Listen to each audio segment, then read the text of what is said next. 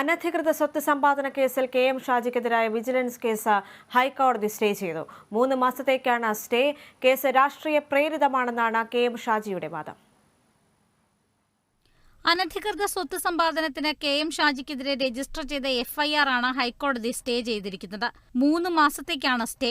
MLA ആയിരുന്ന കാലത്ത് അനധികൃത സ്വത്ത് സമ്പാദിച്ചെന്നാരോപിച്ച് കോഴിക്കോട്ടെ CPIM നേതാവും അഭിഭാഷകനുമായ MR ഹരീഷ് നൽകിയ പരാതിയിലാണ് വിജിലൻസ് കെ.എം. ഷാജിക്കെതിരെ കേസെടുത്തത്.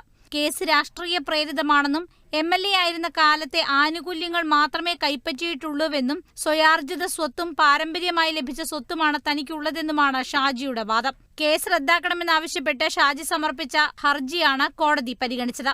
അനധികൃത സ്വത്ത് സമ്പാദനത്തിലൂടെ വീട് ഉൾപ്പെടെ നിർമ്മിച്ചു എന്നായിരുന്നു കെ.എം. ഷാജിക്കെതിരായ പരാതിയിൽ വ്യക്തമാക്കുന്നത്.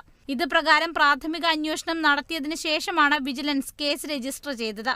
ഷാജിയുടെ വസതിയിലും മറ്റും പരിശോധന നടത്തുകയും കുറച്ചു തുക കണ്ടെത്തുകയും ചെയ്തിരുന്നു. കേസുമായി ബന്ധപ്പെട്ട് നിലവിൽ കോഴിക്കോട് വിജിലൻസ് കോടതിയിൽ നിലനിൽക്കുന്ന എല്ലാ തരത്തിലുമുള്ള നിയമ നടപടികളും അവസാനിപ്പിക്കണമെന്നും ഷാജി കോടതിയിൽ ആവശ്യപ്പെട്ടിരുന്നു. തന്റെ വീട്ടിൽ നിന്നും കണ്ടെടുത്ത തുക തിരികെ നൽകണമെന്നാവശ്യപ്പെട്ട് സമർപ്പിച്ച അപേക്ഷയിൽ നടപടിയാകാത്തതും കെ.എം. ഷാജി കോടതിയിൽ ചൂണ്ടിക്കാട്ടി. നോട്ടീസ് നൽകാതെ പലതവണ വിളിച്ചുവരുത്തിയെന്നും പരാതിയിലുണ്ട്.